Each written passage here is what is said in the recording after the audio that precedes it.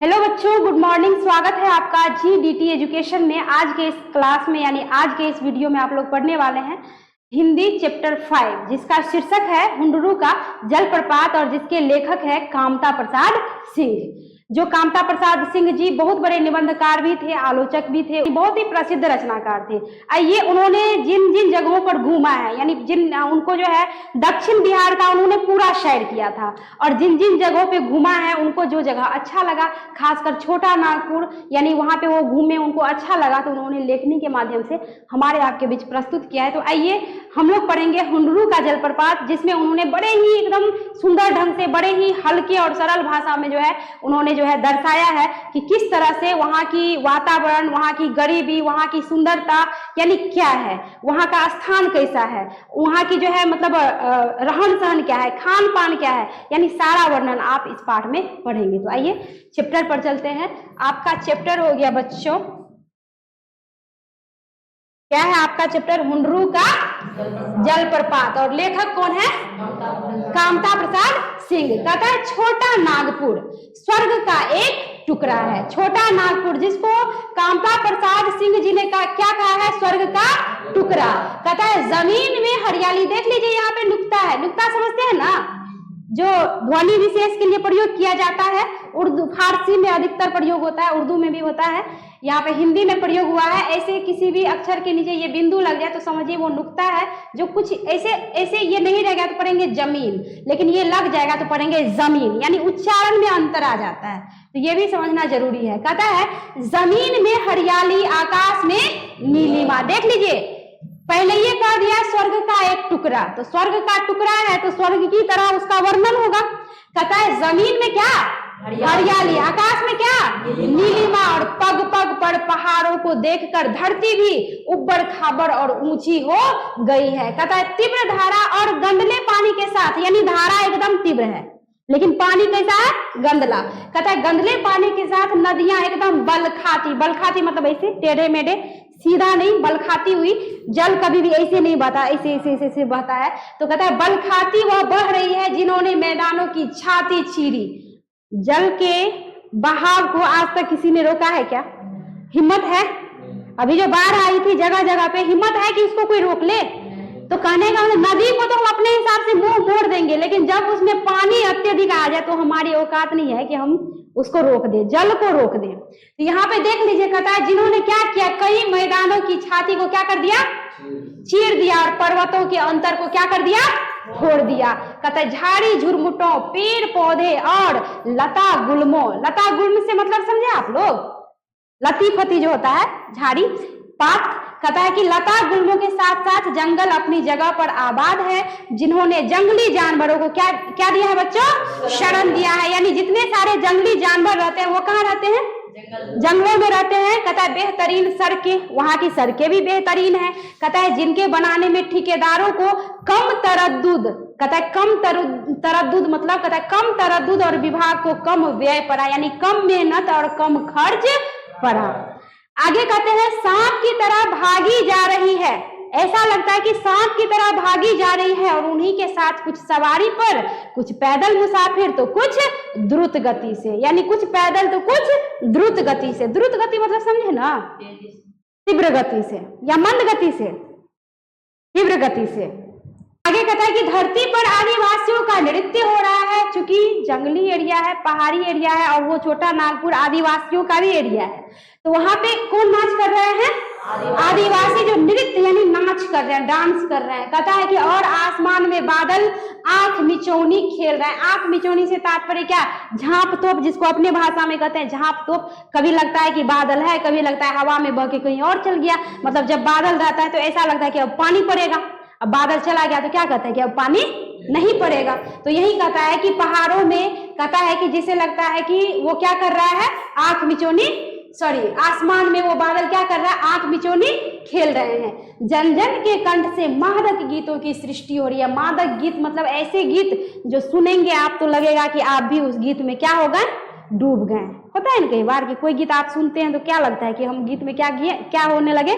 डूबने लगे। मतलब हम, मेरा भी देह हिलने लगता है, ओठ ऐसे पटपटाने लगता है, गाने लगते हैं। क्यों गाने लगते हैं? कि क्या होता है कि तन मन पे और मन तन पे हावी हो जाता है, तब ऐसा होता है। खास करके डीजे वीजे बजे तो होता है ना। तो यहाँ पे देख लीजिए, कहता है कि मादक गीतों की सृष्टि, उस टाइम में डीजे नहीं था, ढोल था, तबला था, और उसी में वो इतने ढंग से गाते थे, ऐसे गाते थे कि लोग एकदम लगता था उसमें डूब जाएंगे।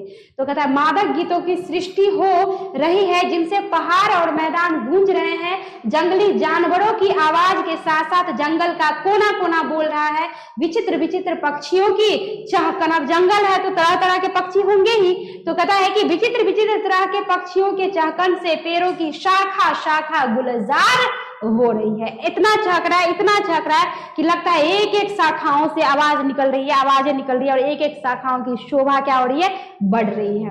आगे कहता है कि सुंदर जलवायु मनहर वातावरण, सुंदर जलवायु और मनहर वातावरण यानी मन को हरने वाला वातावरण। कहता है हवा धीरे धीरे डोलती है तो अपने साथ फूलों की सुरभि बिखेरती चलती है। सुरभि से क्या तात्पर्य बच्चों? सुरभि से क्या तात्पर्य? सुगंध। आप देखते होंगे कहीं पे मान लीजिए फूलों का बगीचा है, अपने घरे आंगन में फूल रहता है, हवा जोर से बहते हुए आता है तो वो फूल का सुगंध भी लेके हम तक आता है, तो हम क्या कहते हैं, ओ लगता है हवा जोर से बह रहा है। कि घर खास करके गुलाब फूल लगाओ, बेली लगाओ, उसमें सुगंध अधिक होता है, चंपा वगैरह में।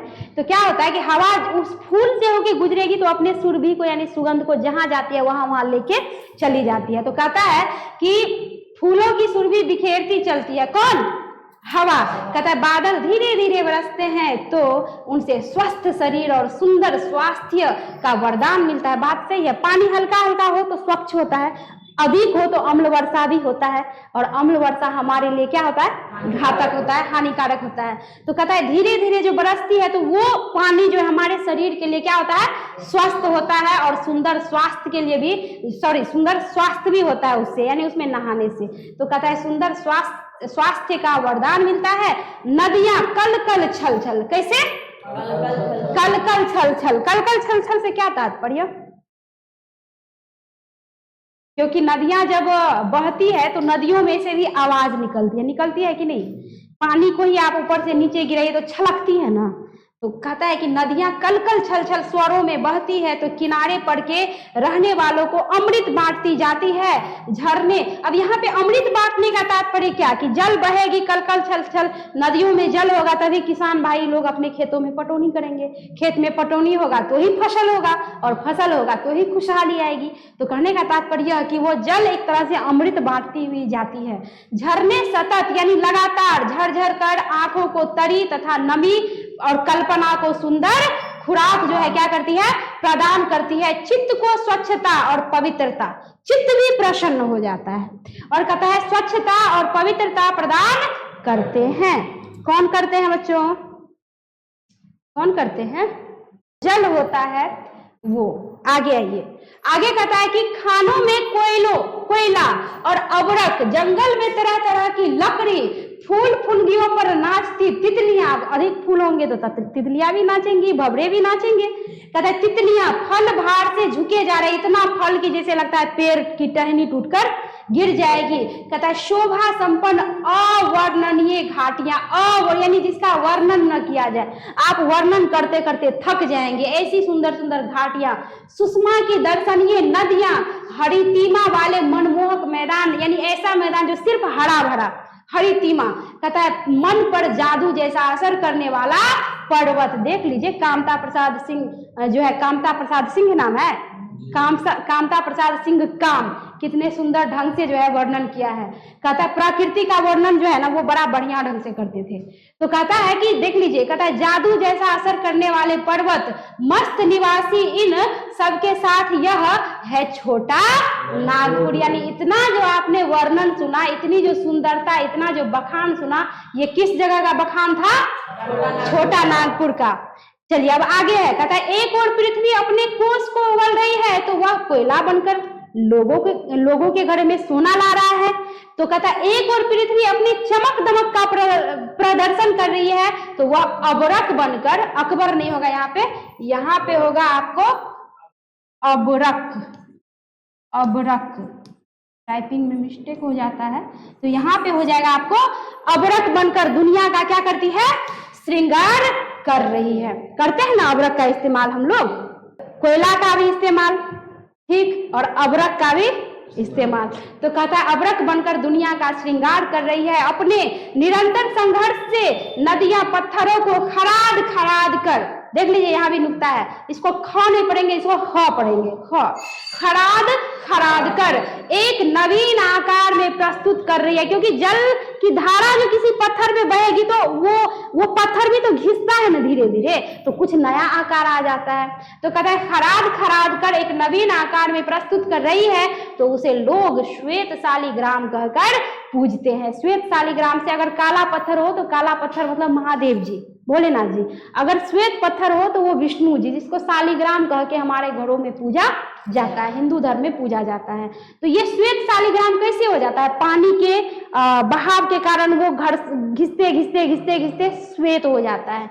तो कहता है श्वेत शालिग्राम, ठीक है, श्वेत शालिग्राम कहकर पूजते हैं। पत्थरों से करुणा की धारा झर रही है, जिसे लोग झरना कहकर विस्मित भाव से देखते हैं, एकदम आश्चर्यचकित होकर देखते रहते हैं। नेक्स्ट है, इस छोटा नागपुर में कई दर्शनीय झरने हैं। दर्शनीय से तात्पर्य हो गया आपको देखने योग्य, यानी कई ऐसे देखने योग्य झरने हैं जिसको देखा जा सकता है, दर्शन किया जा सकता है। कहता है पर उनमें हुंडरू का झरना निराला है। यानी झरने तो कई हैं, लेकिन उन कई झरनों में सबसे निराला है हुंडरू का झरना।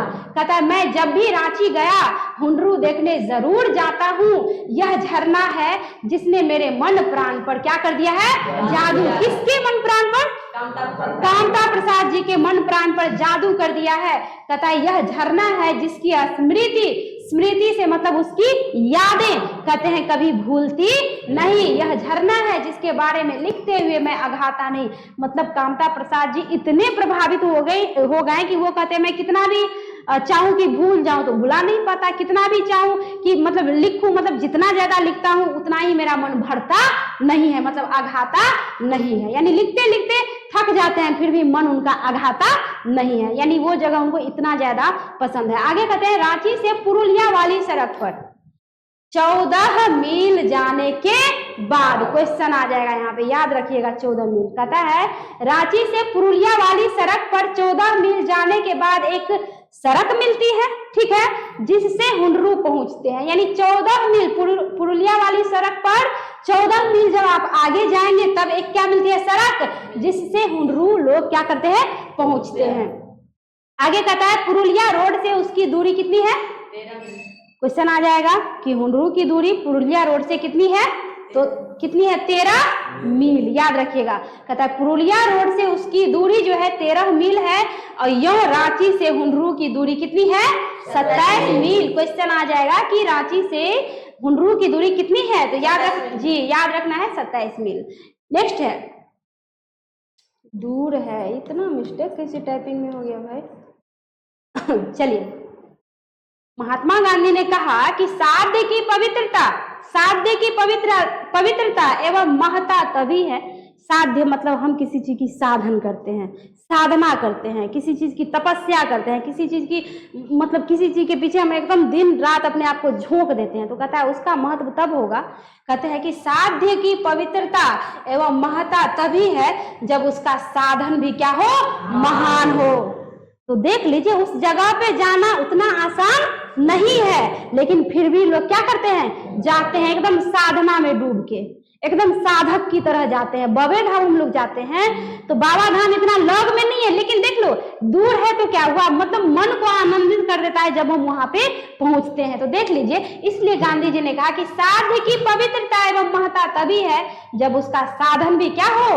महान हो। वहां आप पहुंचते हैं तब आपको उसकी महानता की पता चलती है कि हुंडरू जगह कितना जबरदस्त है। कहता है कि महान मंजिल पर पहुंचने के लिए मार्ग भी महान ही होना चाहिए। जैसे हुंडरू का झरना वैसा उसका मार्ग, यानी हुंडरू का झरना जितना ज्यादा खूबसूरत है उतना ही कठिन मार्ग भी है, लेकिन लोग वहां पे जाते जरूर हैं, उसका आनंद जरूर उठाते हैं।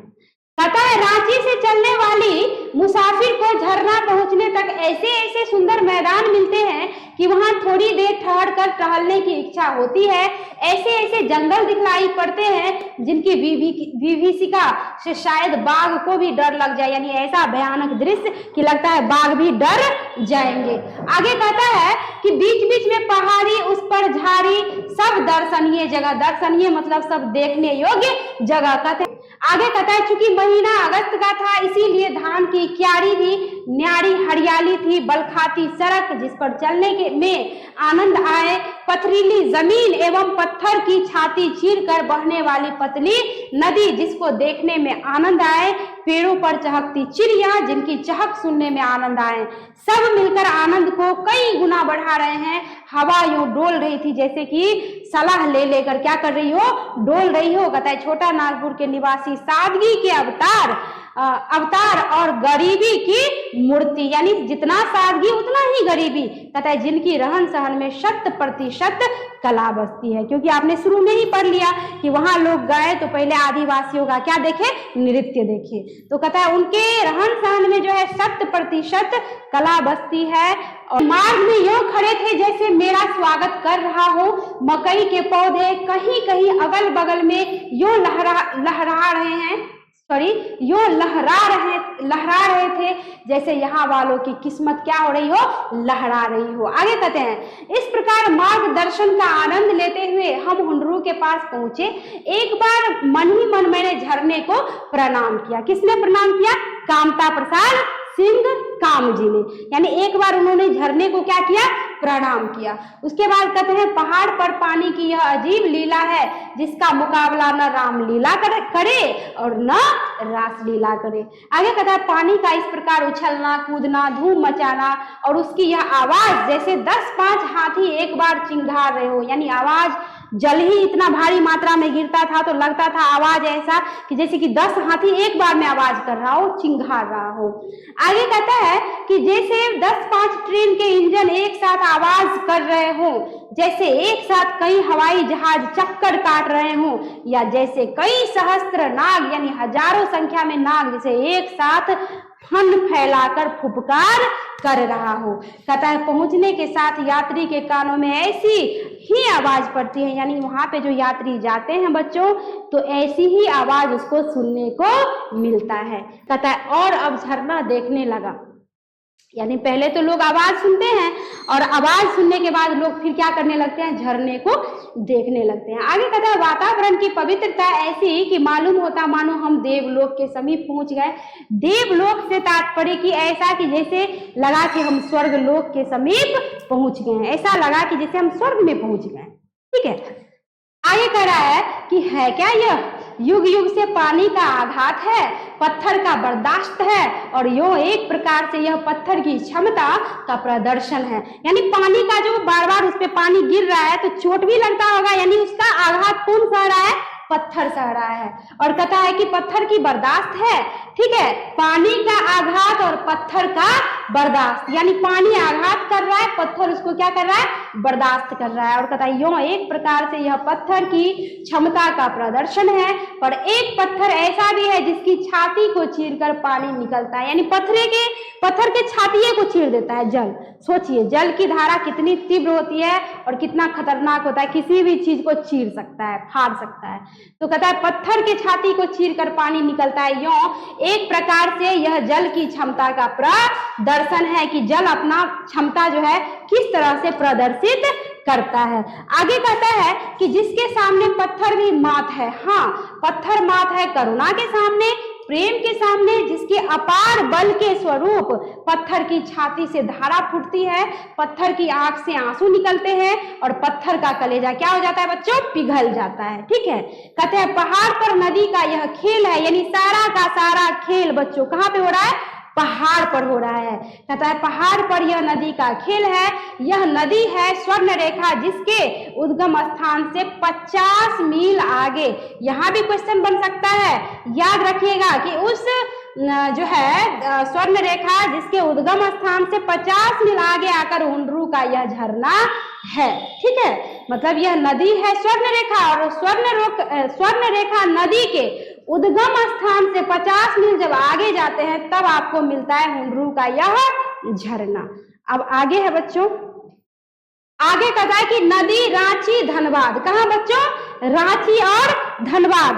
कहता है कि नदी रांची धनबाद सिंहभूम, ठीक है, सिंहभूम एवं बालासोर जिलों से होकर बंगाल की खाड़ी में जाके क्या होती है, गिरती है। और कहता है नदी जहां पहाड़ को पार करने की चेष्टा में पहाड़ पर चढ़ती है वहां पानी कई धाराएं हो जाती है, मतलब पानी की कई धाराएं, पानी विभक्त हो जाती है, अलग थलग हो जाती है, पृथक पृथक हो जाती है। कहता है कई धाराएं हो जाती है और जब सबकी धाराएं एक होकर पहाड़ से जब नीचे गिरती है तब एक विचित्र दृश्य दिखलाई देता है।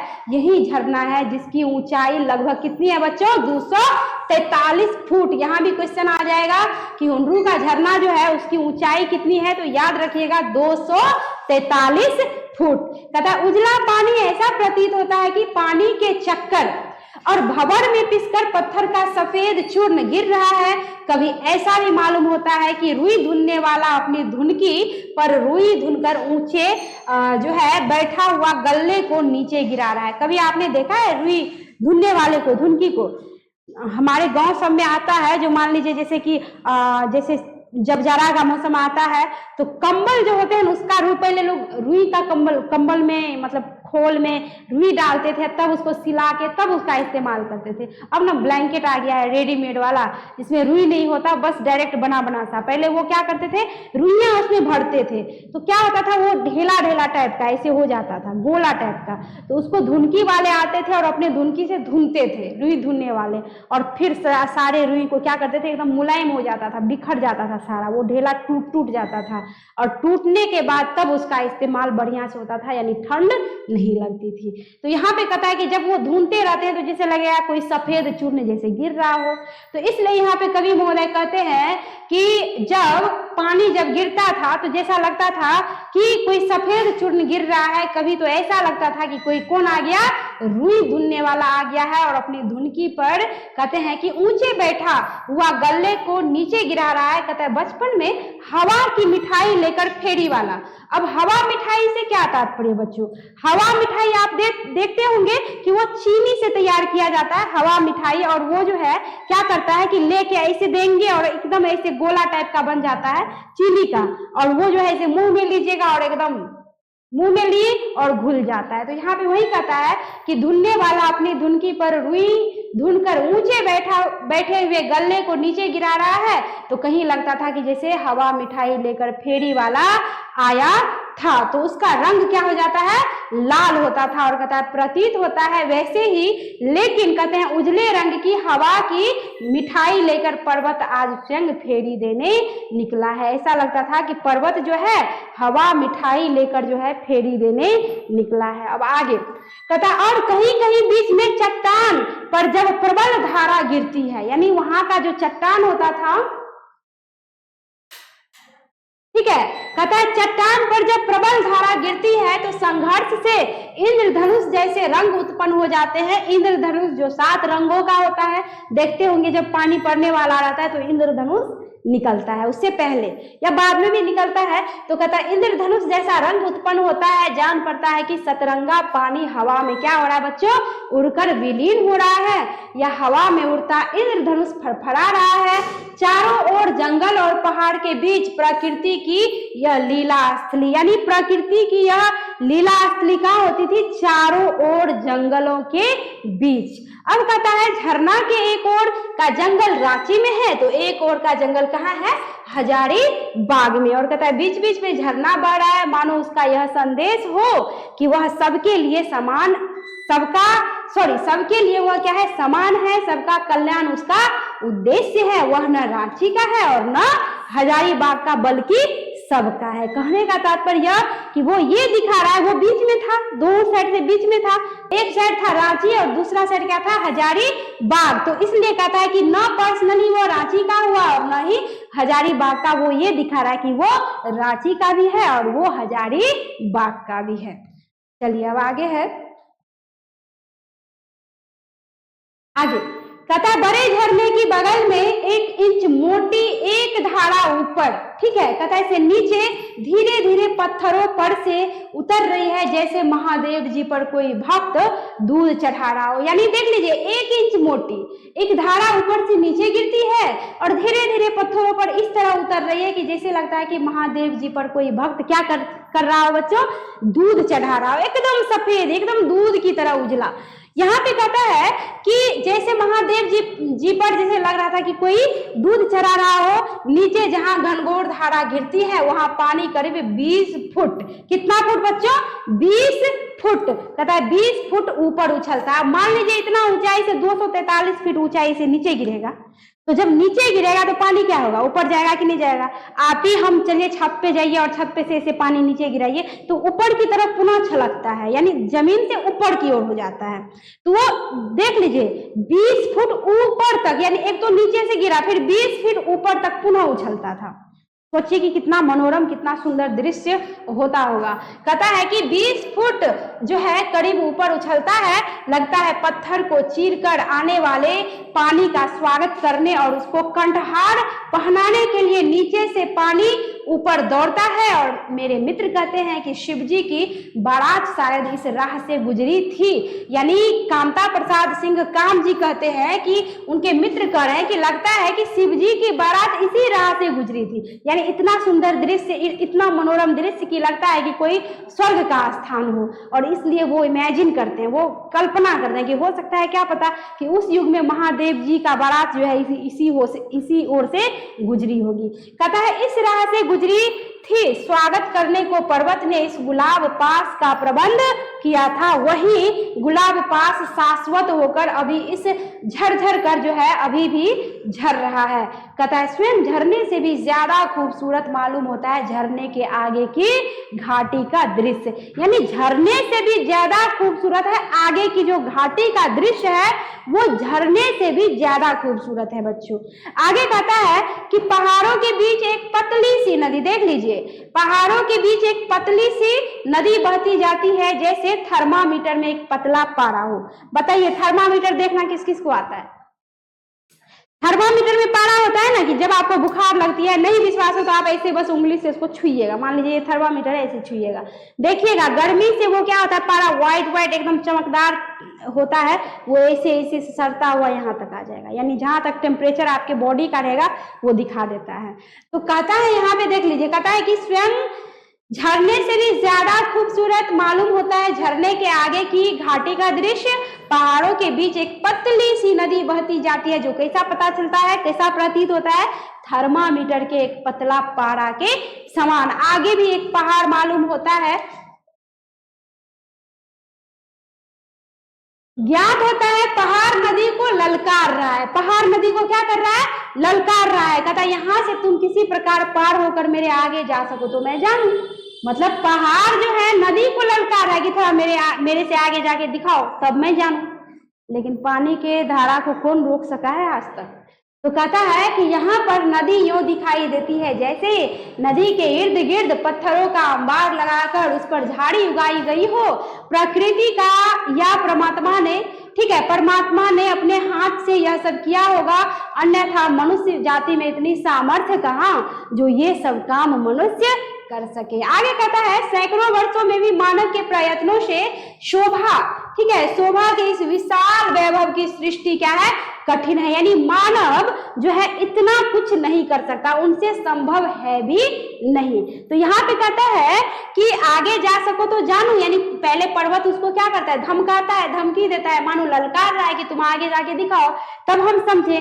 फिर बाद में कहता है कि ये सब जो है ईश्वर ने इस ढंग से किया जो मनुष्य जाति में उतनी सामर्थ्य है कहाँ।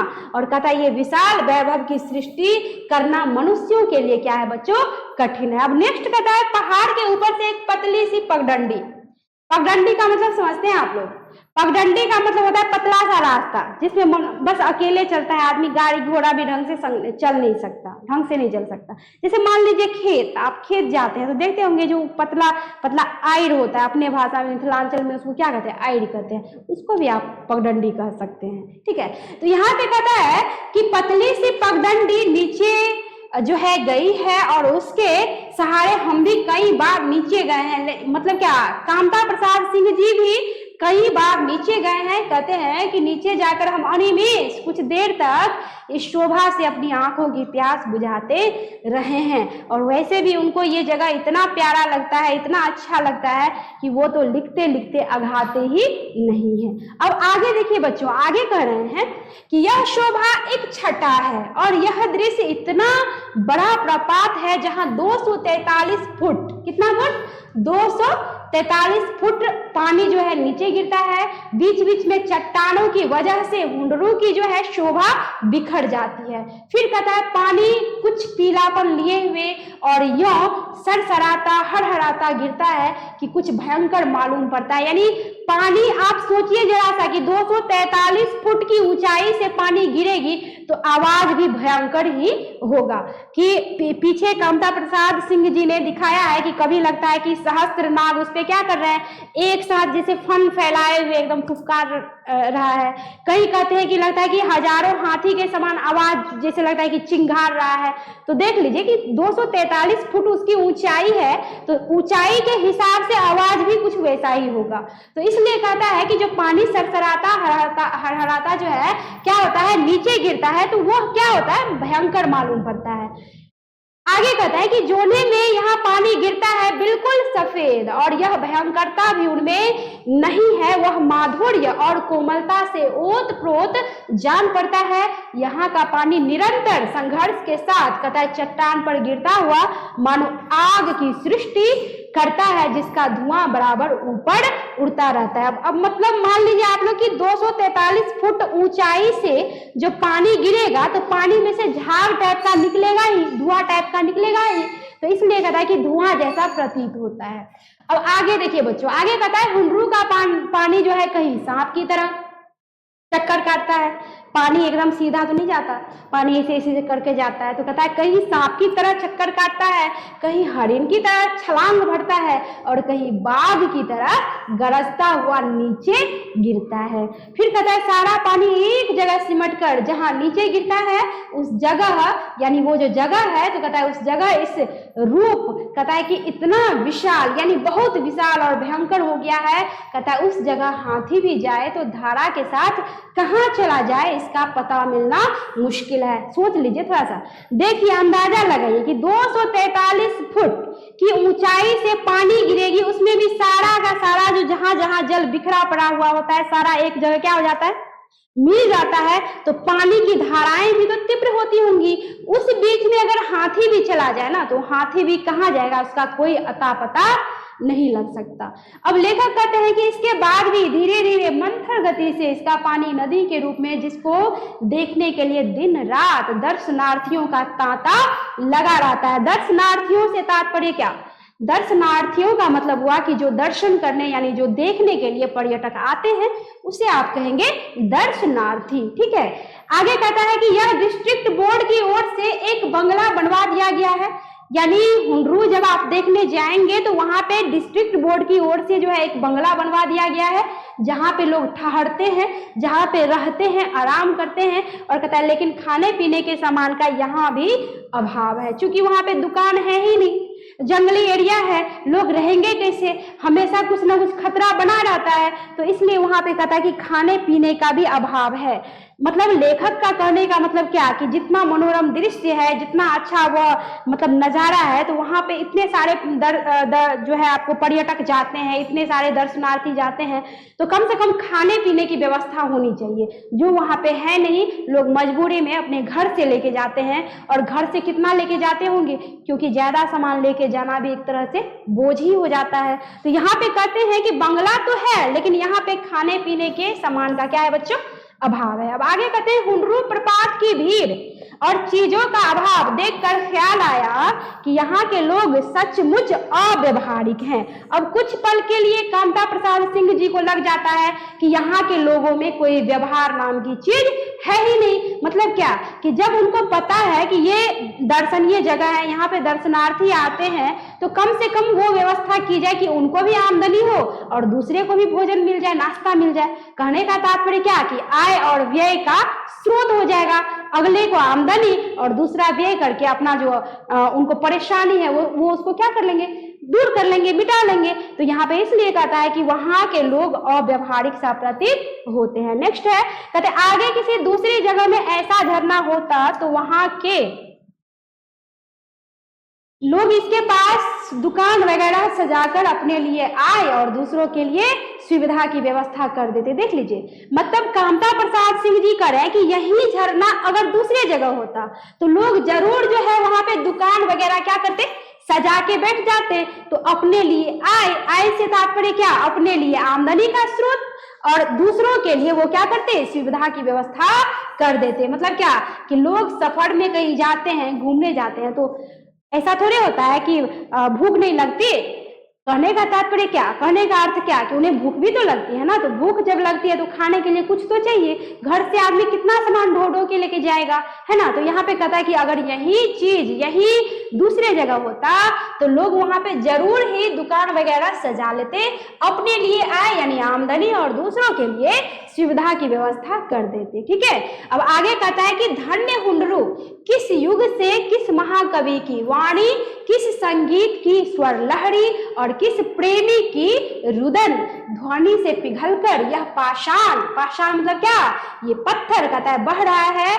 यह कह सकना संभव है पत्थर का अंतःस्थल जैसे पिघलकर बह रहा है। ऐसे लगता है कि पत्थर का जो है अंतःस्थल क्या हो रहा है, पिघल रहा है। वैसे यदि मनुष्यों का अंतर द्रवित होकर बहने लगता तो संसार में कलह कपट स्वार्थ और छीना झपटी का अंत हो जाता। देखिए कामता प्रसाद सिंह जी ने यहाँ पे जो है कितनी अच्छी पंक्ति जो है उन्होंने कही है कि कहते हैं कि जिस तरह पानी पिघल पिघल कर, पत्थर पिघल पिघल कर, टूट टूट कर क्या हो रहा है, बिखर रहा है, बह रहा है, उसी तरह अगर मनुष्य का अंतर द्रवित हो जाए यानी पिघलने लगे तो संसार में जो जितना कलह है, कपट है, छीना झपटी है, यानी कहने का तात्पर्य कि जितना सारा जो बुरा दृश्य हमको देखने को मिलता है, जितना सारा जो है ऐसी ऐसी घटनाएं हम देखते हैं जिससे हमें दुख होता है, तकलीफ होता है, यानी लोग जो है ना, इंसान मतलब जानवर से भी, पशु से भी क्या हो गए हैं बच्चों, बदतर हो गए हैं।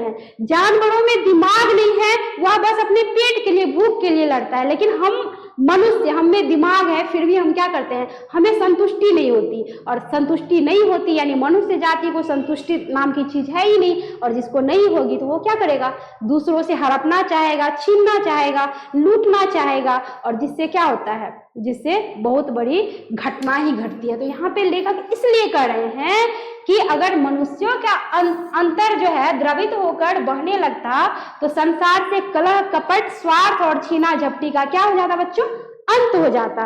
अब आगे कहते हैं कि यहाँ दो तरह के पत्थर देखने में आए। देख लीजिए, दो तरह के पत्थर, पहले ही मैंने कहा था कि एक काला पत्थर था जिसको हम लोग महादेव जी के नाम से कहते हैं कि महादेव जी का पत्थर है, पूजते हैं। एक होता है कि श्वेत यानी व्हाइट कलर का, यानी उसको लोग श्वेत शालिग्राम के नाम से अपने घरों में रखते हैं और पूजते हैं, यानी वो उसमें जो है लोग एक तरह से उनकी मान्यता है कि विष्णु को मान करके जो है, भगवान विष्णु को मान करके उस श्वेत शालिग्राम को क्या करते हैं, पूजते हैं। ठीक है, अब आगे कहता है कि यहाँ दो तरह के पत्थर देखने में आए।